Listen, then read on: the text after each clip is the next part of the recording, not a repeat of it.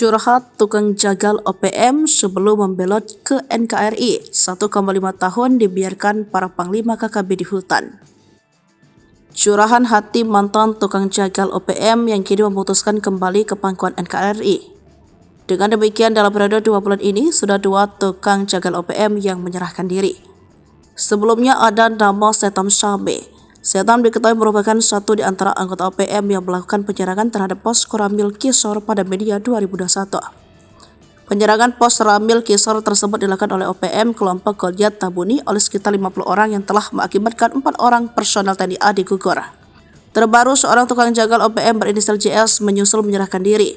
Sama seperti Setam, JS bukan anggota OPM sembarangan. Mengutip TNI.mil.id,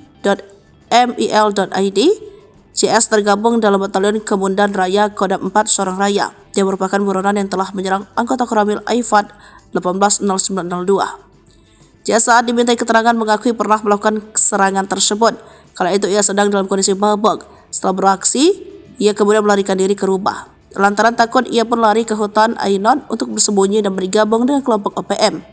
Selain itu, JS juga mengakui terlibat dalam pembakaran alat ekskavator di KP Ayata, Distrik Aifat Timur jauh pada 27 Oktober 2023 dan membuat gangguan keamanan di kampung tersebut.